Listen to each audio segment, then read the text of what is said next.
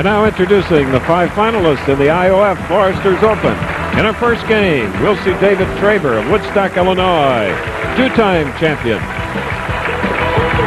He'll face Mike Miller of Albuquerque in a battle of past PBA national champions. We welcome back, yes, the great Mark Roth. 7 years he's been away. 33 PBA titles. Brian Voss, the second seed, is a 1988 PBA Player of the Year from Atlanta. And Walter Ray Williams Jr., the PBA's newest Hall of Famer and a 2-time Player of the Year, is our tournament leader.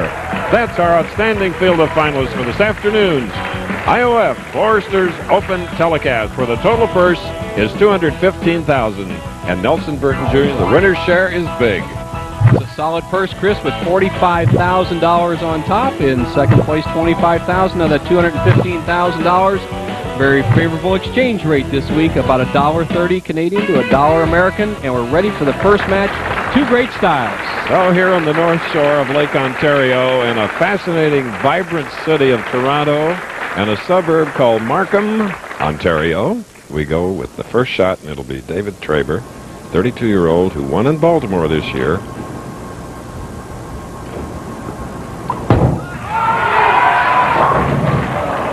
Just sort of drops and lofts it out there and left the 10-pin. Chris, just a solid muscle player, David Traber, and he's done it very well for a number of years. Gets a good loft on the ball, and that's necessary for him because he has a very stiff-legged style. If he doesn't loft it out there, it'll bounce on the lane and not get the proper roll. Crashing down and rolling to cover the 10-pin. So it's a mark for David Traber. Okay, we haven't seen Mike Miller for a while, the 1991 PBA national champion. He, with plenty of muscle. Another strong player, has that famed thumbless grip. Tremendous strike ball.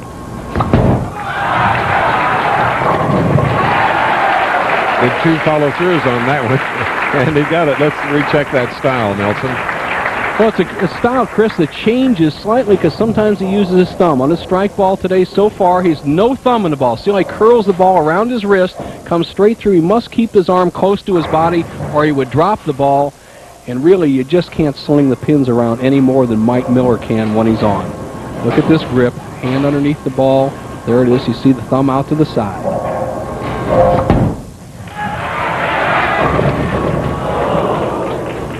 So, we have a 2-10. High risk, high reward delivery. He sends it a little bit wide, doesn't catch it all. He leaves the 2-10, needs to slide that 2-pin over to the area of the 10-pin to carry it out. Very common split for power players. Mike should have an idea how to get it over there. All right. Later on, you're going to see one of the great split converters, Mark Roth.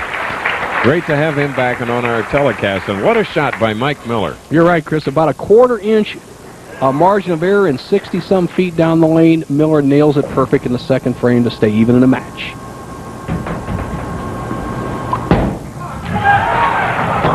Oh, a pocket hit, a solid one. First strike for David Traber. This is our first match if you just joined us.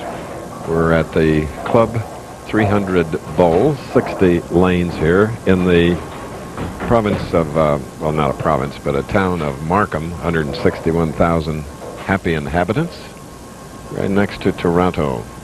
What a lovely city. Mm-hmm.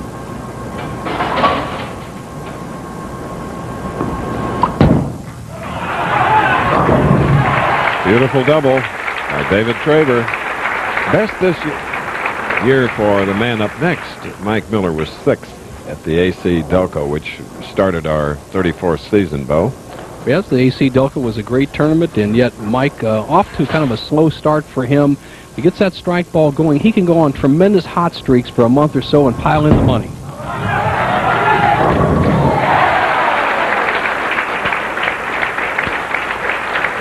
All right. Wonderful beginning match here, where the winner will meet Mark Roth, whom we just talked about.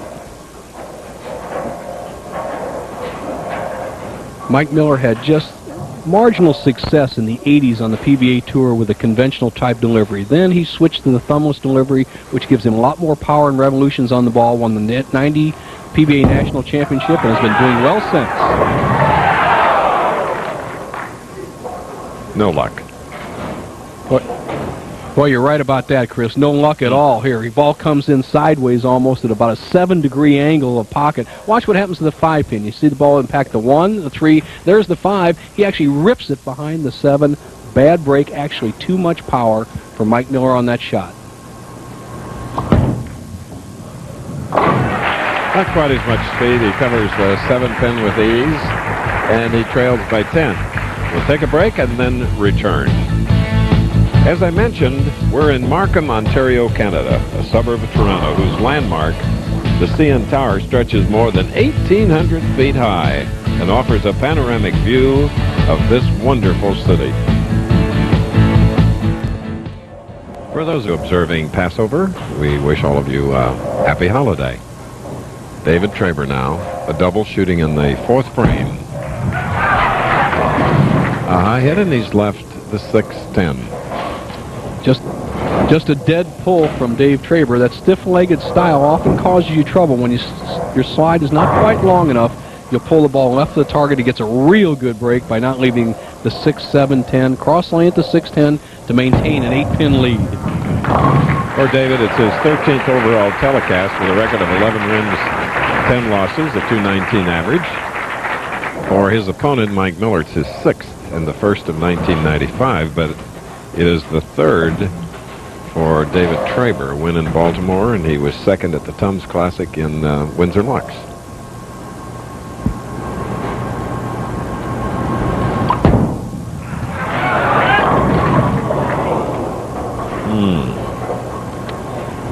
Traber with not quite the power of Mike Miller.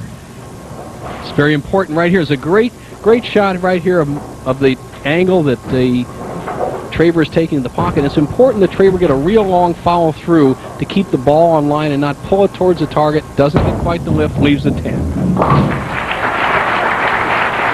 Before we went away for that commercial, we showed you the CN Tower, which was sort of a tourist item. Some people love it, some think it's a monstrosity. But I can tell you this, that it's 1,815 feet, 5 inches high. And is the tallest structure in the world, freestanding structure. They're taller, but with guide wires, I'm told. But must be fun in a windstorm, pal. Can you imagine? All right, Mike Miller just avoids the 3-10 split again here in the 5th frame, gets away with just the 2 to shoot at. No problem. He was trailed by 9 pins, make that 8 pins. And this guy can start stringing them at any time, Chris. He's always been a slow starter, can finish games with a lot of strikes. Next Saturday on ABC, the Professional Bowlers Tour rolls into Illinois for our season's final event. Defending champion Norm Duke takes aim to defend his title at the Brunswick World Tournament of Champions. That's live at 3 Eastern, 2 Central next Saturday, an arena final.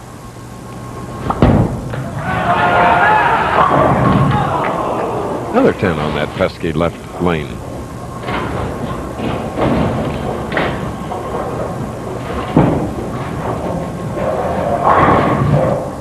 Mark Roth, who will be up next, is staying loose off to our right. That's the pinfall you've been hearing.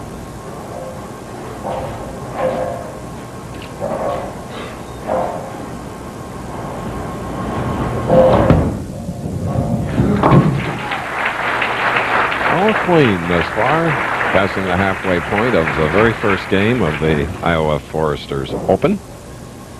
45,000 to the winner, 25 to the runner-up, 15 for third, 10 fourth, fifth, 8. In other words, the loser of this game will get 8,000.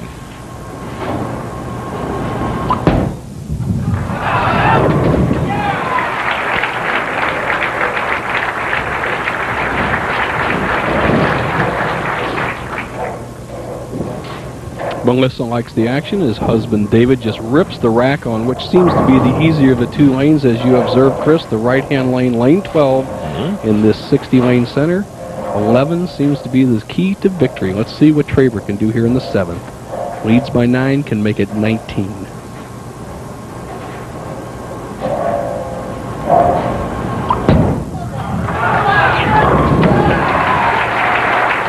second double of the match, our first game. We'll be back to bring you the final portions of it in a moment. Now this would be your view from inside Toronto's Royal Ontario Museum looking out. Here's a look from outside. I'm Chris Schenkel. This is Bo Burton. We're in Toronto, which is sort of the heartbeat of all of Canada. It is, for sure, its largest city, Bo. It's a beautiful town, cosmopolitan town, and very clean, and obviously had a great turnout this week, and we're ready for the last 3 frames of this key match, partner. Okay. David Traber and Mike Miller. Mike, whose sister, Dana Miller-Mackey, is a multi-titleist on the Lady Professional Bowlers Tour. Dad Gubb occasionally bowls the Seniors Tour. Now the man with the big strike ball trails by 19. Now one of bowling's all-time greats. Here he is, Mike Albee. Thanks, Chris. Mark Roth, 7 years, 4-time Player of the Year. Where have you been, and how'd you sleep last night? Well, I've been, struggling a little bit. I've had some, physical problems, and slept pretty good last night. But, get to the show, you're always a little bit nervous. If you're not, there's something wrong with you. He's hungry, Chris. Between them, 55 PBA titles. 33 for Mark, 22 for Mike. Key shot for Miller right here. Big time. So that cuts David Traber's lead to 9 pins, and he is up with a double working shooting in the 8th frame. The PBA's new Iron Man, 70 tournaments in a row. David Traber has bowled, a far cry from Harry Sullivan's record of 239. 8th frame.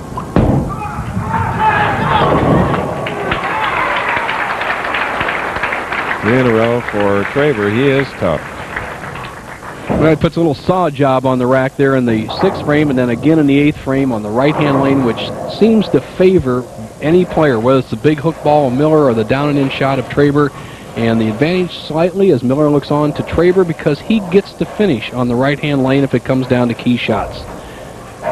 If we take Traber off the sheet, he would be 257. Miller, possible 238.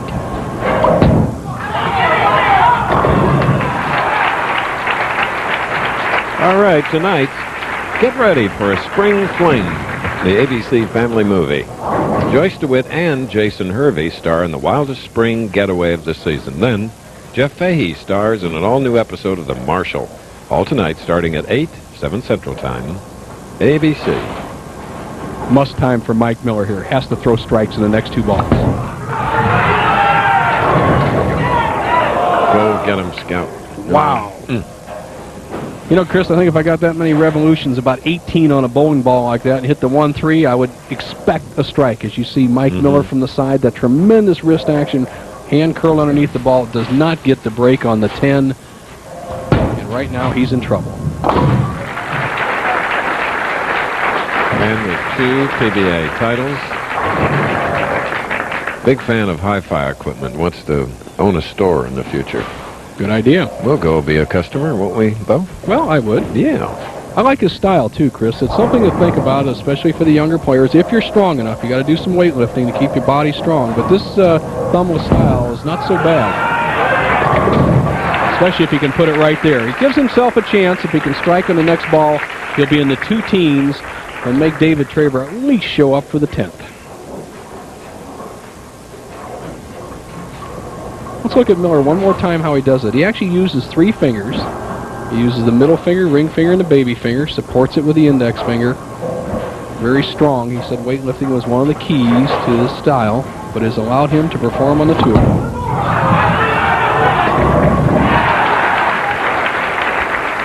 Shreds the rack on that one. Does a little curtsy to the crowd after that very impressive strike, but... Well, with one more strike, he would finish with 217. Not a bad game, but right now he would just only force David Traber to get 7 pins on the first ball. Look at this style one more time, because this man will be back more this year possibly and in years to come.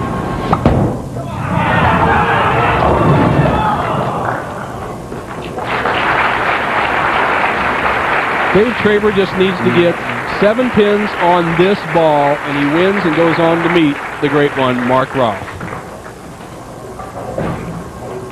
When you need just 7, don't mess around. Go right for the pocket. You can't afford to go through the nose or even a bucket. Just think about strike. That's enough. So he is the winner, David Traber, as he seeks his second title of 1995. Going to go along with his win in Baltimore. Way to the left of center now. Cross lane.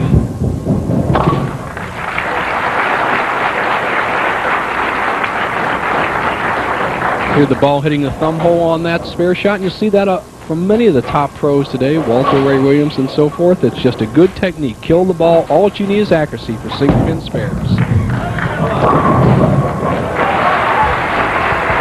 236 for Traber. For Miller, a 215. Mark Roth is up next. This ABC Sports presentation of the PBT will continue after these messages. And from our ABC stations. ABC Sports coverage of the Professional Bowlers Tour, brought to you by Bud Light. If you want great taste that won't fill you up and never lets you down, make it a Bud Light. Napa Auto Parts, we keep America running. And new and improved Head & Shoulders, because great hair can't have flakes.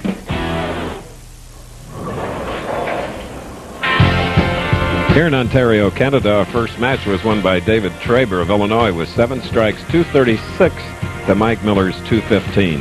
34th season of our Professional Bowlers Association telecasts. And for Mark Roth, who is in this next match, it's his 105th telecast. 33 titles, so he's been a big part of our lives, Bo. Chris, 52 years have been around the sport, and he's one of the top 5 of all time in the sport. And he has a style that just transcends years and years as he's getting ready to come up in the next match. Let's look at his style years ago. This is 15 years ago, the style of Mark Roth, the very high backswing, almost parallel to the floor.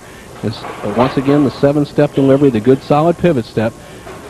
Now, as you look at that perpendicular swing, now back to what is much more parallel to the floor. Mark Roth has shortened his backswing. This is 15 years later. This is today. Still has the 7-step delivery. Everything in real good position. It'll be interesting to see how he performs, Chris, in his first appearance in 7 years. Listen to that applause, welcoming 44-year-old Mark Roth. His birthday was on Monday. In here, his last win was 1987 in Buffalo. Last TV was 1988, where he was 3rd in Indy. Traber.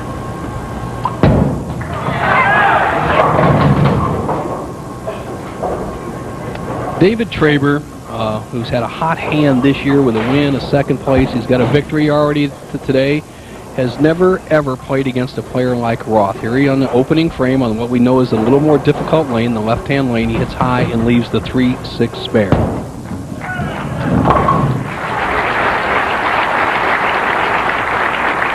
Now from Wall Township, New Jersey, U.S. Open champion in 1984, Mark Roth.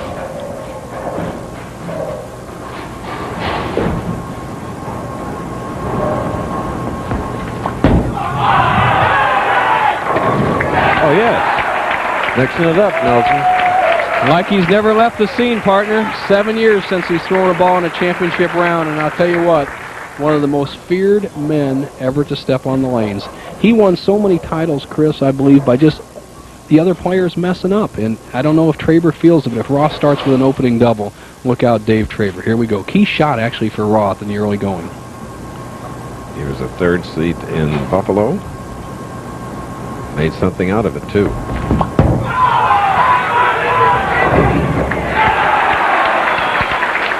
All right.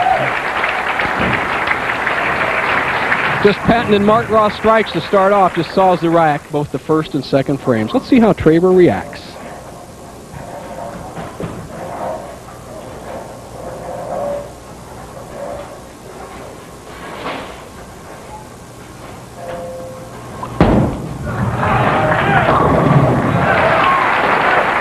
Positively.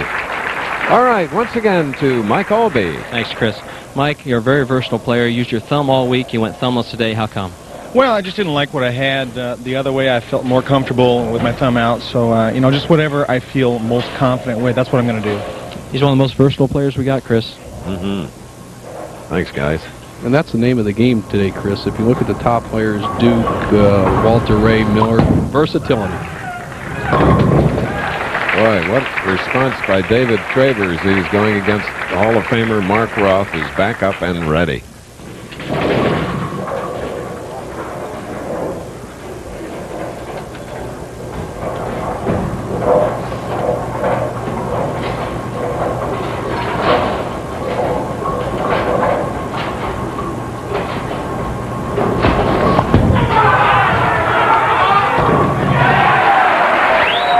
There's a three-bagger for Mark Roth.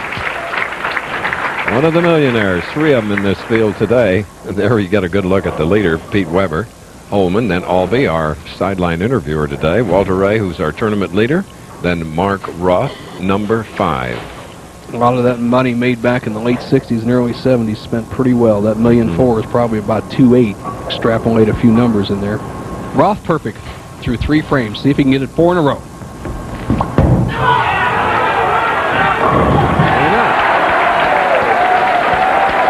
The other millionaire, Brian Voss, in the field. We're in Markham, Ontario, suburb of colorful Toronto. And here is the province of Ontario's Parliament.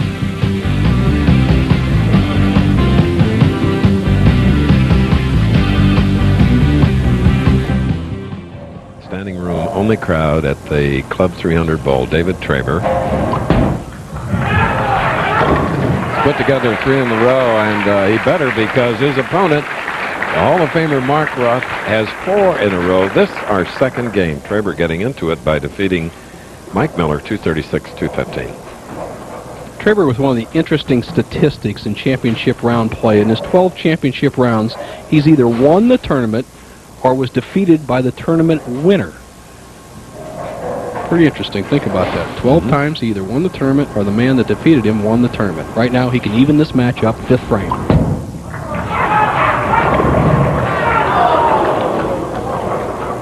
A 7. And Brian Voss is warming up off to our right. A little bit too much speed right here from David Traber as the 5-pin just has the action over behind the 7. Headpin takes it out, doesn't give it a chance to happen.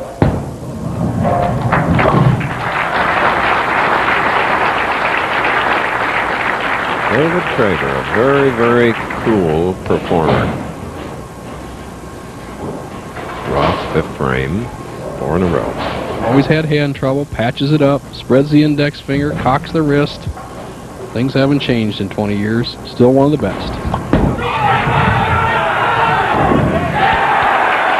5 in a row. How about that, Mike Albee? And great shots by Mark. Brian Voss here with me. Brian, 94 Japan Cup winner. I haven't made the top 24, let alone the top 5 until now. Where you been? Well, I suffered a herniated disc at the last summer, and that was like a 4 or 5 month setback. You know, I not only lost a lot of practice, but I wasn't in competition. When you start doing that, you know, you lose confidence. But it's been a good week. It's bowling real well, up and down week for him, but he finished strong, and I think he's going to carry it into today. Okay. Here's a man who's quickly regaining his confidence if it was ever lost. Mark Roth.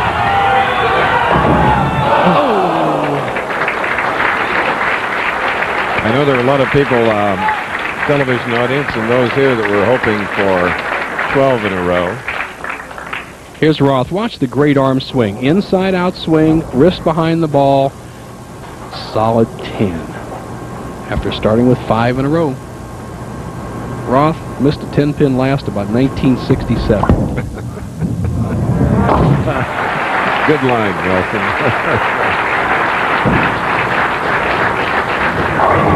Dick Weber and Mark Roth, best 2 spare and split shooters I've ever seen. Here we go. Traber still in the match, trails by 20, spare up 5th frame. Coming up in the 6th on the right-hand lane, the better of the 2.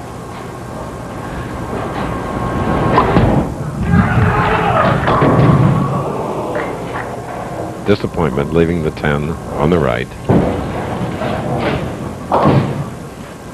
Incidentally, Mike Albee finished 7th in this Championship. John Mazza, 6th.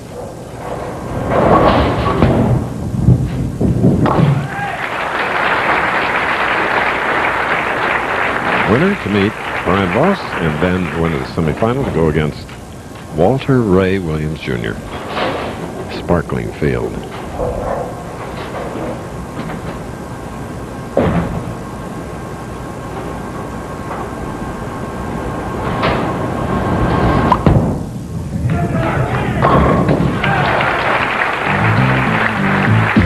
Seventh frame strike for David Traber, who won the first match over Mike Miller, 236 to 215. We will return to Ontario.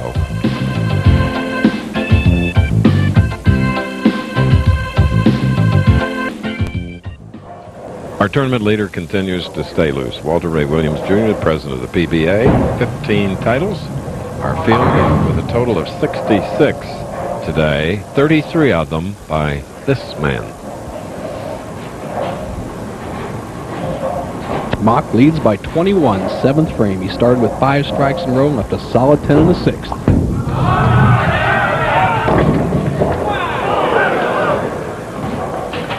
Two. Not so bad. You know, when you can throw an errant shot and get away with a fairly easy spare, you're in the driver's seat. He sends it wide, perceivably wider than the other shots he had on this right-hand lane. Almost leaves the 2-8, the good pin action, and gets away with an easy spare. The man I said is one of the best spare shooters of all time will hit it right in the face. And unquestionably, the #1 New York Rangers fan. How is he happy with that World Championship? Roth with a lot of records, 33 titles. Anthony has the most at 41. But I think is probably the most impressive thing about Mark Roth is that one time he had 51 consecutive cashes on the tour, missed by 2 pins the next tournament, and then went 20 more. So by 2 pins, he avoided cashing in 72 consecutive pro tournaments. That's over 2 years. Jackie and Mark, parents to a lovely 12-year-old daughter named Stephanie, who has all her buddies over, watching Dad bowl against David Traber. There's Irene Teisel, who has been so wonderful with the Independent Order of Foresters, the Public Relations Director. Has helped build this into a wonderful tournament as we see Traber up in the 8th frame key shot. And that double separates them now by only 10 pins. It's up for grabs. Let's take it off the sheet for both players. Traber, possible 258. Mock Roth, 268. Big numbers. It's who can strike in the last 2 frames. Dave Traber's wife, Melissa, who travels with him in a motorhome out here on the tour, rooting for this shot. This is the big one in the match. Put some pressure on Roth.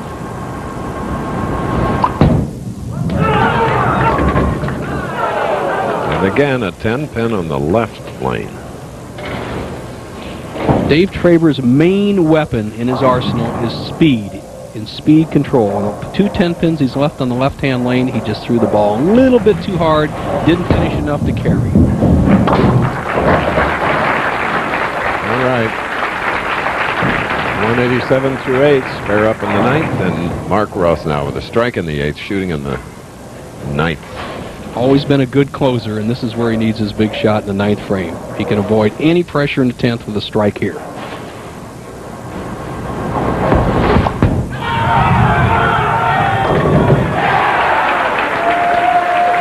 Mark Roth strike. Typical Mark Roth strike. I used to say it years ago. He said, if I hit one light in a key shot in a key spot today, Voss, say this: feathers to 5, splices to 6, saws to 7, tomahawks to 10, and nothing left but pin shrapnel. And that's what he did there as he comes up in the 10th frame, needing just his first name to win the match, A. Mark.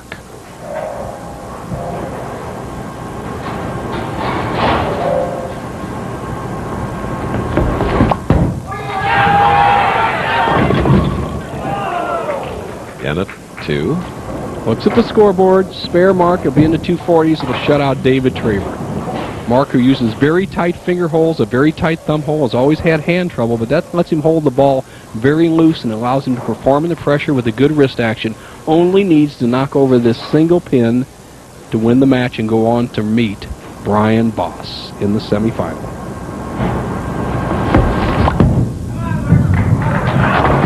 Okay, just stay behind the foul line. Really covered it. All of it. Needs one pin. What are the odds on that, though? Of him getting one is very difficult, Chris. And getting more than one, the odds are very good. You got it. One pin, I don't believe he'll get one. I'm going to say minimum 8. Left lane. He'll make sure to stay behind the foul line. Synthetic lanes this week. Every once in a while you have to watch the approaches. He got the 10th. Or he got the left lane, rather. 247. Big victory for Mark Roth. Disappointing loss for David Traber, who won the first match 236 to Mike Miller's 215. An experience for Traber. He bowled well. Yes, he did. He continues to.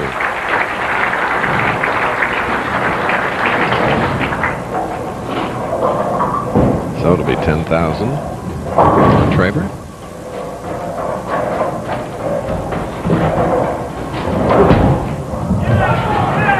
Be in the 230s. Okay. From now on, it's nothing but Hall of Famers. Mark Roth, Brian Voss, Walter Ray Williams Jr. will be inducted Monday in Chicago.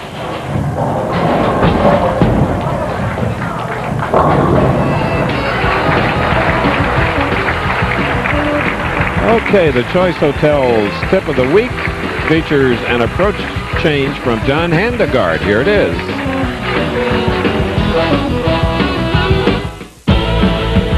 ABC Sports presents a winning never gets old bowling tip. Brought to you by Quality, Comfort, Clarion, and Sleep Hotels. With me is the most prolific champion on the PBA Seniors Tour, John Handegard. And John, you and I have bowled together for more than 3 decades, and what is the biggest physical change you've seen in the game over that period of time? Well, years ago, we were taught, for example, to have the ball in the first step out in front, second step straight down. In the third step, it went back, and the fourth step was a slide. The modern player gets the ball into motion much earlier. If you notice in this sequence here, I get the ball moving a little earlier at this point, and when the second step hits the floor, the ball is already past the hip. That frees up the arm swing, lets your legs work nice, increases your ball speed, which gives you more impact at the pin. Well, you look just super there, John, and obviously you've made this change in your career, and all of you players can make that change, especially you seniors, to get more ball speed. And remember, winning never gets old. Look for future ABC Sports winning never gets old bowling tips. Brought to you by Quality, Comfort, Clarion, and Sleep Hotels. All right, 2 matches. Traber winning the first 236, losing the second with a 236 to Mark Ross. That's right, Mark Ross. 8 strikes, shooting a big 247, and Brian Voss, the next opponent. Max Burdick, Vice President of the Children's Miracle Network. They do such a wonderful job here, Chris, every year, and has always had a stellar field for the championship round and in the top 24.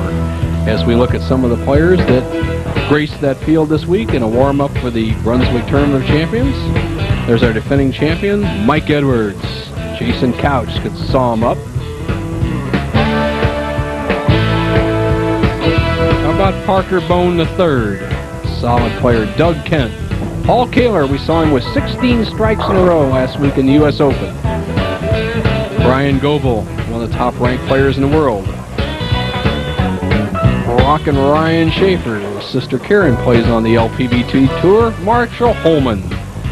Rich Abood, last spot in the Tournament of Champions next week. The big guy, big bad Dennis Jakes. Rounding out the top 24, Don Johnson's son, Jimmy. And the big one next week, 14th stop, the Brunswick World Tournament of Champions. A field of 59 plus 5. 5 international players, Chris, to be determined in a roll-off in the Chicago area, and they will grace the field as we expand the field of the Firestone from, it once was 48, then 52, now out to 64, and I think it'll be, I'm saying the Firestone, the Brunswick Tournament Champions, formerly the Firestone. It will grace that field. Now here's a man who is locked into it, bowling in the semifinal. High hit on the left lane, the 3-6-10. Mark has earned 8,870 this year. Brian Voss, 7,570. So even the loser of this game will come up with more money than that. 15,000. Well, Roth on the comeback trail. Voss just off to a slow start this year. He's historically a slow starter, and he's had some injury problems, but he's back in shape in time for the big money.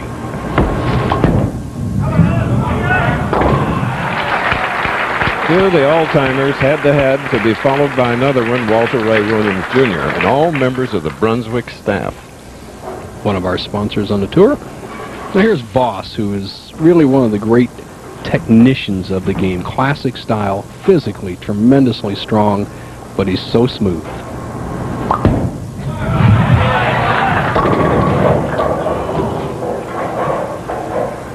Leaving a 10.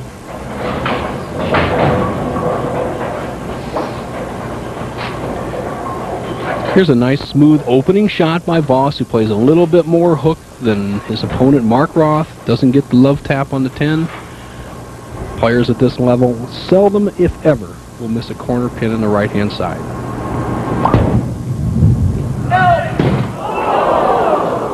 But a good thing I qualified it. Missed a 10 pin to give Roth a tremendous opening in the early frame. Look at Voss. Stands up on the foul line, just lets it slide by the 10 pin, about 1/8 of an inch. And boy, does that make your blood pressure rise. Not only is it a little bit embarrassing, puts you in arrears in the early going, and you got a 33-time titleist sitting down on the chair behind you.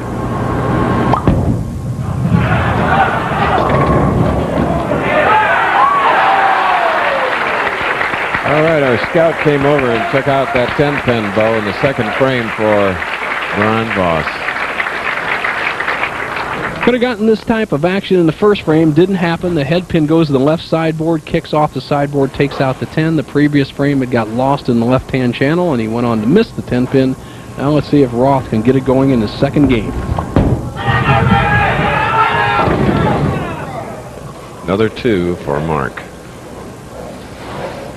People always ask me, what makes Roth so good? First place, Chris, I think in sports, as you see his style, you cannot beat the natural. Some people are just born to do something. Roth born to bowl. But another thing is his great rhythm of his approach and that tremendously smooth and straight inside arm swing. All right. Here's Mike Albee. Thanks, Chris. Dave, couple 10 pins from moving on. Any intimidation factor from the crowd being so overwhelmingly favored of Mark? Oh, no, they should be. I mean, Mark is just a great bowler. I tell you, it was a pleasure just being on the show bowling against him. And if anybody you can lose to is somebody like that has so many titles and so much talent that you learned to watch when you were young and watching TV, I mean, it was just great. Good week for Dave Traber. Very kind statements also.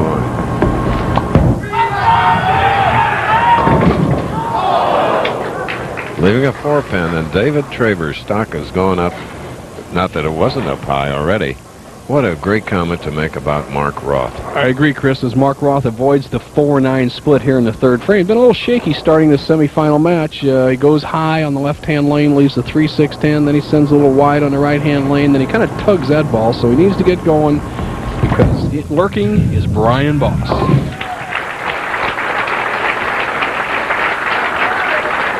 Mark shaking his head and didn't like what happened in that frame. Now, with the strike up, Brian can take a 1-pin lead.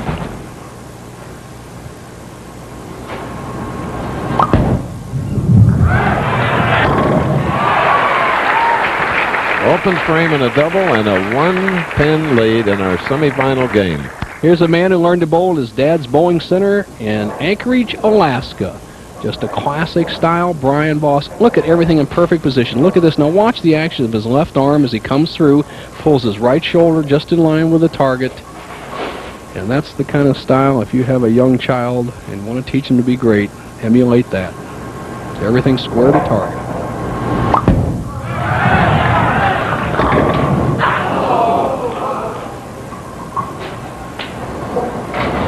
Sometimes you can almost roll them too well. Mm. He knows this is 3 in a row. He knows it's 3 in a row. However, all the pins didn't get the message. Struggled with the 10 pin in the first frame, missing it slightly to the left. Let's see what he does here in the fourth. Hey! Sent a verbal message to the pin as well. And all even is our match here in Ontario. Toronto's Chinatown is a must-see if you're visiting Toronto. Why not have a bite while you're at it?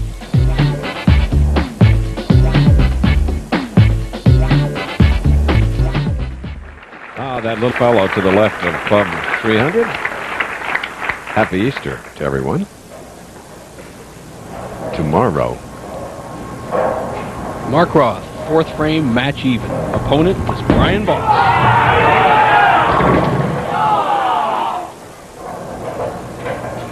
It's enough to shake your hand. Roth looking at a couple of things. First time he accelerates his arm swing, which is his trademark on that particular shot, but he shot a bad rack, Chris. I looked down there as the ball was entering the pocket. The 3-pin was a little tight. Mark not recognizing that, something that just kind of slipped by him. He would have normally carried the 10 if that 3-pin had been just a little bit wider. He was entitled to a re-rack, didn't take it. Now he must settle for the spare.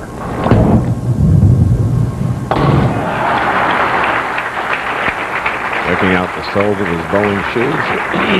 Excuse me. Next up, the tournament leader, Walter Ray Williams, Jr. Think about this field, these last 3 players. Among them, 62 titles, 230 TV appearances, and 7 Player of the Year awards. How about this? And here's the man that leads them all, Mark Roth. Right now, he trails in the match with Brian Voss by 1 pin, semifinal.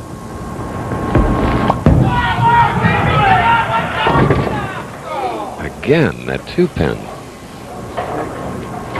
I think more 2s than I've ever seen. I agree, Chris. They don't want to go high. Roth making a little adjustment on the left-hand lane. We noticed in the first match that it was the key to victory. Roth hit it very well in the second game. We have a little oil carry down on the synthetic lanes. Mark's been a little high, a little light. Just needs another shot to feather it in there. Hopefully he's still close in the match, which he will be, as Voss has not zeroed himself. Coming up next on ABC's Wide World of Sports, Christy Yamaguchi, Victor Petrenko, and a galaxy of skating stars take the ice. It's the grand finale of the Fresh Look World Challenge of Champions Plus, a key prep race for the Kentucky Derby as NASDAQ presents the Wood Memorial. A Canadian horse, Talkin' Man, may be the favorite.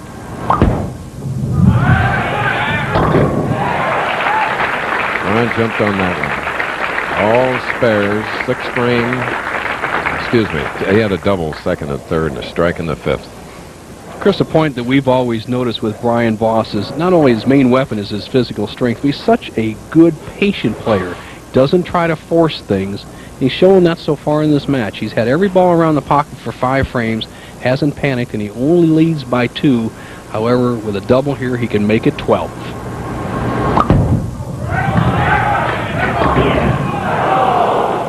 And it was the 10-pin in the first frame that he missed for an open that came right back with a double. Just got ripped in the last 2 shots in those, right? I mean, I tell you what, when one round object hits another round object, they don't exactly, in the sport of bowling, react the same every time.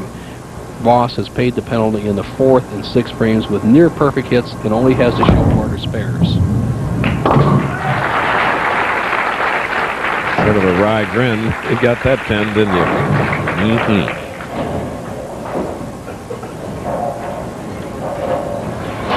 Butch Soper, our statistician, as usual today, made some money. Well, Roth with a reprieve. Hasn't struck in 5 consecutive frames, and he's still in the match. At 8 strikes in his victory over Traber, 247 to 236. Here's another winner, Mike Albee. Thank you. Walter, 15 out of 16 match play victories yesterday. Good omen to lose that last one or not? I don't think it really matters, but I don't know, having a streak like that's pretty hard to overcome sometimes. But I've been bowling pretty well this week. I'm looking good. I'm looking forward to whoever I bowl this next match. All Player of the Year's left. 1 match for Walter. Mark Roth, strike up.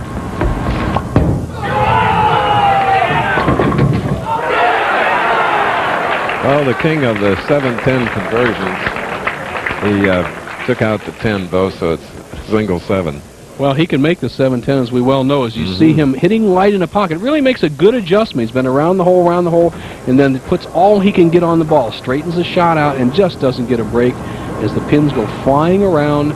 Mark Roth with a spare in the 7th will only trail by 2. Interesting match. It's the semifinal of the IOF Foresters Open, Markham, Ontario, suburb of Toronto. Here's a bird's eye view of Lake Ontario. Take a look at it from downtown Toronto.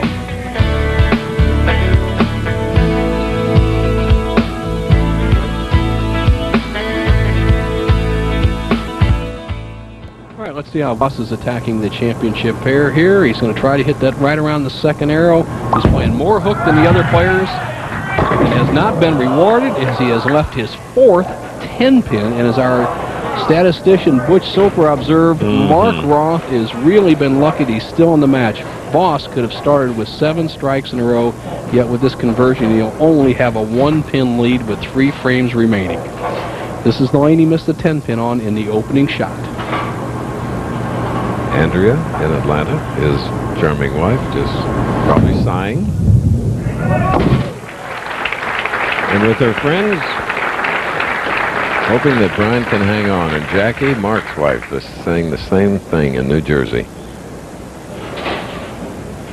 What a match, Bo. You're right. And if we have a tie match, Chris, which we haven't had this year, as Roth studies it, that favors Brian Voss. He's had 2 ties in his life. He won his first title with a 39-29 victory over Pete McCordy back in Detroit after tying at 176. He won the National that way. Mike Albee mentioned that Walter Ray had won 15 of 16 match play games. The only man to defeat him was Brian Voss, 244 to 218. PBA format features 12 games on Wednesday, 14 on Thursday, and 16 on Friday. Total them up, it's 42 games. For Mark Roth, this is his 44th.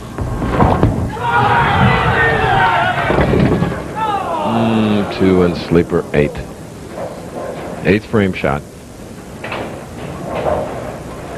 Roth will need all his spare-making ability and his experience to bail out this match. And for this spare, Mark Roth needs to get the ball right by the 2-pin, let the 2 and 8 carry together. If he makes a spare, he'll still trail Voss by 3 pins after 8 frames.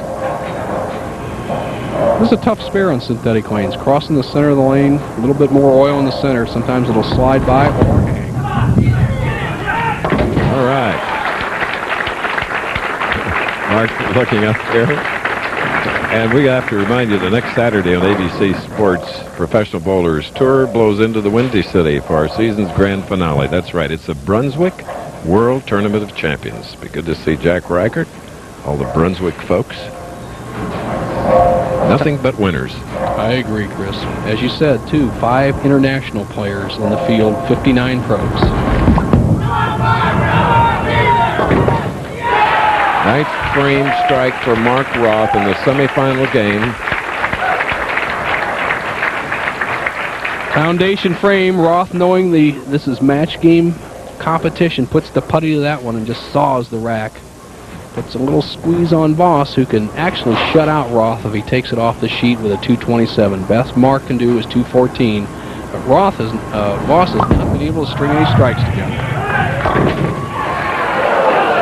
There's a 7 on the right lane.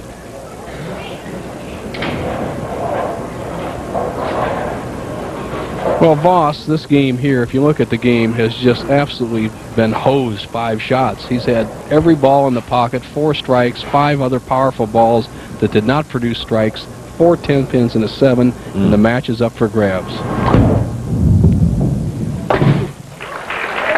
Many of the bowlers are already in the Chicago area for the Brunswick Tournament of Champions. Johnny Campos, our tournament director, he's going to stop by Peoria because he and Janine have a young son named Andre who will be 2 tomorrow.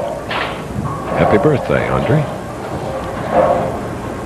for Brian Voss as he stands up the 10th frame semifinal game. If he strikes out 207th, he would force Roth to throw 2 strikes. It's who can strike at the 10th. Here we go.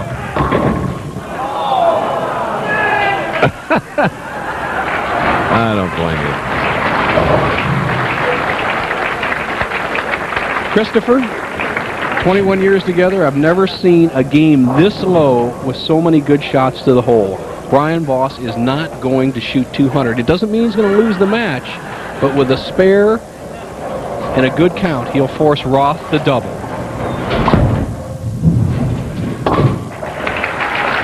Remember, Brian started with that open frame, missing a 10-pin.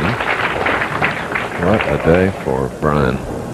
We've had 14 10-pins so far, Chris, in the 6 games that we're finishing up the 6 games, 3 matches. And, you know, historically, we remember that Pete Weber a few years back, even when he won the tournament here, had a lot of 10-pins. So maybe it's just the characteristic of this championship fair.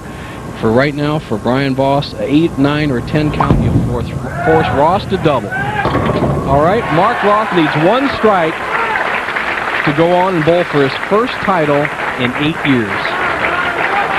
1 strike. Mark Roth. Mark needs 1 strike. Count is secondary. He'll once again only need 1 pin. This is the shot.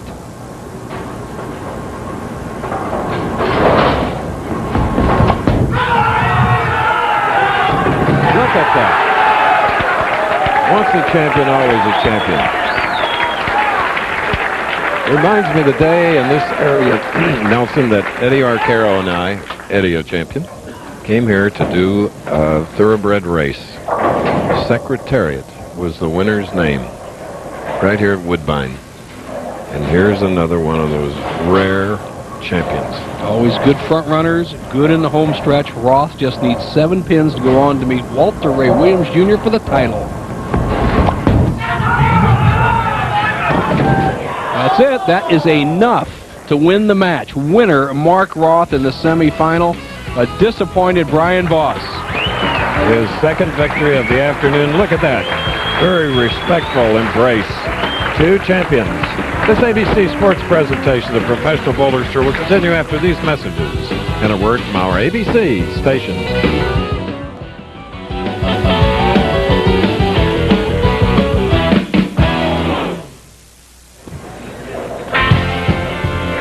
The scene is the Club 300 in Markham, Ontario. 3 matches. Traber winning the first. Yes, that's Mark Roth, 247-236. Brian Voss and Roth in the semifinal, 201-196. And now, a veteran Hall of Famer against a man that's going into the Hall of Fame on Monday night, Walter Ray Williams Jr. Let's set the stage, Chris. Last time Mark Roth and Walter Ray met was in a championship round in 1983. And the winner of that match was Mark Roth, who went on to win the title against Ted Hannes. Walter Ray gets a break that Voss didn't get in his match against Mark Roth. He leaves the half 10, but your favorite scout comes across and just nails it dead. Mississauga is his name. Oh, a high hit. 3, 4, 6, 7, 10. Mark, if he complains, is not a complainer. Complained a little bit about the approaches this week. He said sometimes he sticks, sometimes he slips. And one of the great split makers in the game needs to get the ball over here in the 3-6 zone and drive that 3 over into the 4-7. This is a tough shot, and you need a little luck.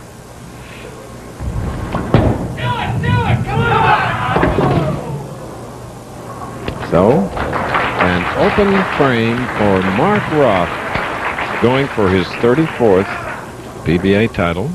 Walter Ray Williams going for his 16th. 2 of the best ever and 2 of the most natural players. I asked Walter Ray what he thinks about when he's bowling, and he says absolutely nothing except the feel of the shot. Boy, is that a wonderful feeling. Nothing to get in the way of that ability.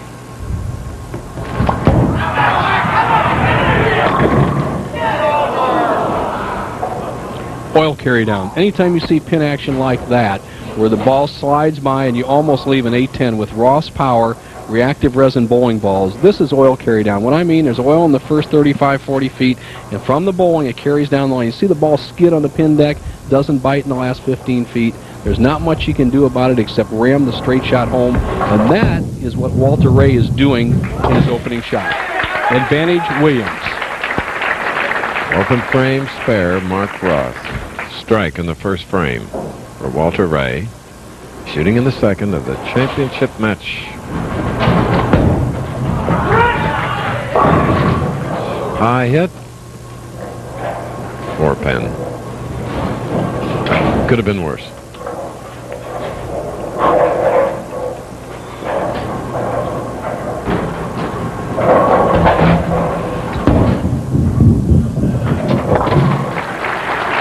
All right, former president of the PBA, Mike Albee. Thanks, Chris.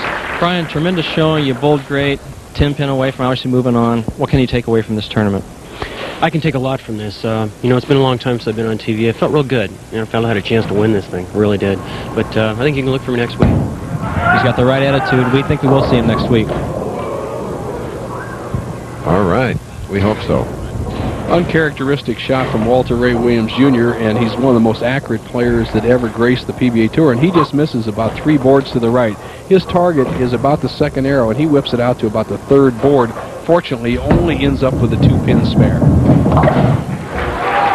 Oh, did you know that this is the World Curling Championship weekend right here in Toronto? I watched some of it on television, and the Canadian women are doing very well, and they defeated the Germans the other day as I was watching. They're going for double gold, men and women.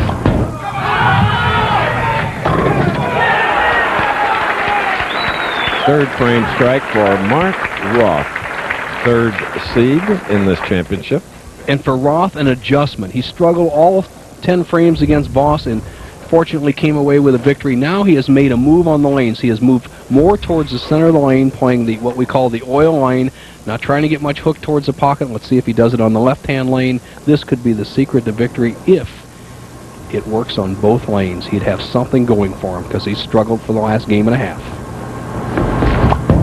He's in around the 3rd arrow. The ball sets up. Looks good, Chris. A double. Now trailing by only 2 pins. Mark Roth. Today's championship trophy. Well, it stands alongside Henry Moore's large 2-form. ABC Sports coverage of the Professional Bowlers Tour, brought to you by McDonald's. Have you had your break today? Thompson's Water Seal Waterproofer, the brand to trust for all your waterproofing needs. And Splitfire, the patented performance spark plug. It only costs more until you use it. The championship match continues at the Club 300 Bowl. Walter Ray Williams, Jr. Full frame strike with a spare working. He's going against Mark Roth. 45,000 to the winner, 25 to the runner-up.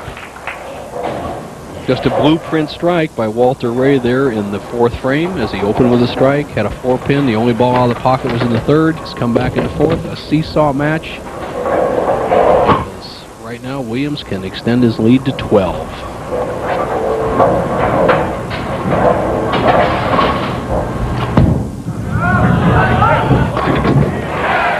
Walter Ray started Good Friday in 10th place. Then he won 15 of 16 match play games to become the tournament leader.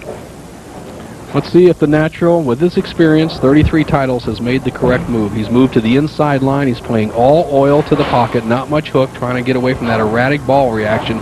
Has gotten a double. He can cut the lead of Walter Ray's down to 2 pins. Well, that's sweet.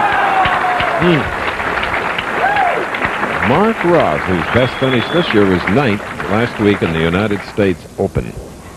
Takes guts, Chris, to win as many titles as he has won, but also a lot of guts to bowl after 7 years never bowling for a championship, to win a game, then get lost, sneak by Voss, and then make a tremendous big move on the lane. He's moved at least 10 boards left with his speed, about 6 with his eyes, letting that ball slide back in the pocket, and he's right back in the match. He can take the lead with a strike here in the 6th.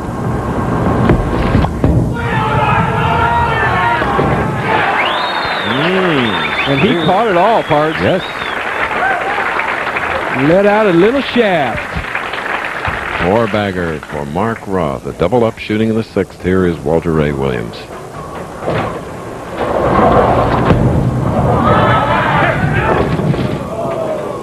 Two for five. Wow. No wrist.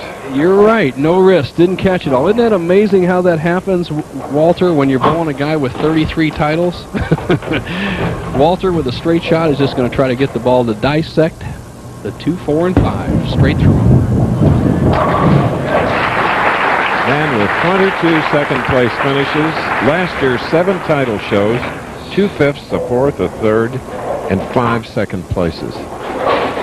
To clarify that no wrist, a bowler must keep his hand underneath the ball and snap through the ball in an upward and inside-out motion. And that's where you get the count.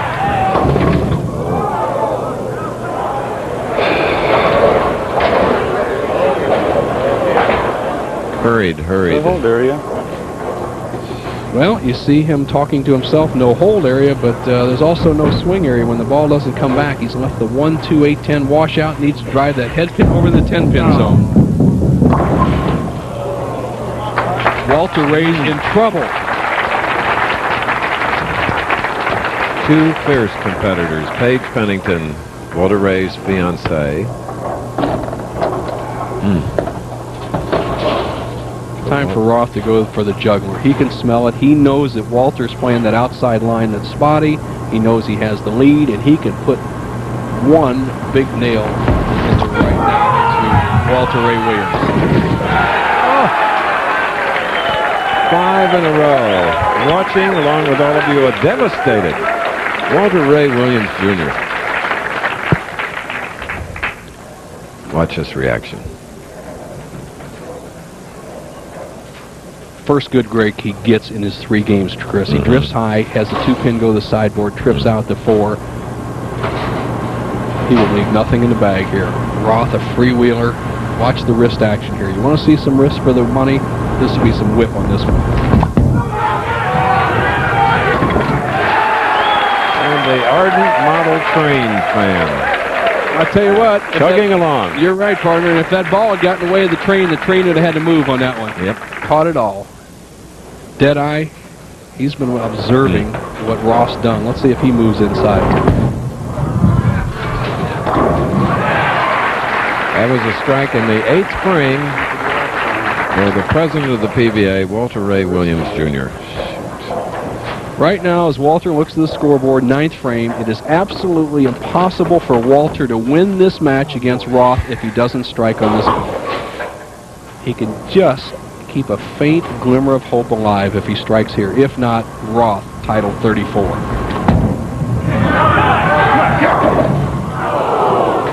Walter Ray, 4th telecast this year. He's had a 3rd, a 4th, and a 5th. You know what? He's just got a 2nd, Chris. Yep. Mark Roth's got this tournament well in hand. Oh, champ. Been a long time.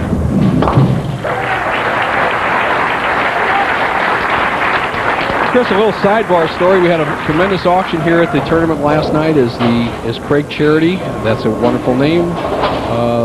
Auctioned off a lot of the players, bowling balls, and equipment. Raised over $3,000 for the Children's Miracle Network. As we watch this fella take a victory lap in title number 34.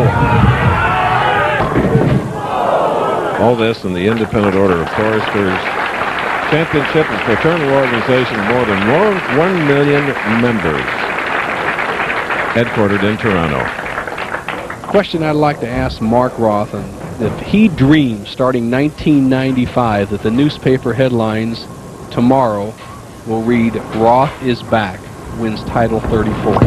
I don't know if even he would believe that.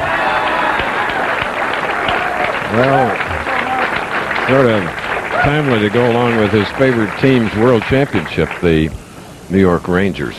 Yeah, you can pass the puck in that sport, pal. That's right. There's no passing that bowling ball. It's all your own ability, what God gave you and what you've worked on. This man deserves every bit of it. He lost his confidence. He got his confidence back. I talked to his wife, Jackie, last night. She says Mark has been practicing, lost weight, started training, and now he's back in the winner's circle. Mark Roth. Got a 247 to David Traber's 236, then a 201 to Brian Voss's 196. So 34th title. First 33, I never saw a tear in his eye. Look at him, Chris. That's a different Mark Roth. You appreciate those victories at age 44.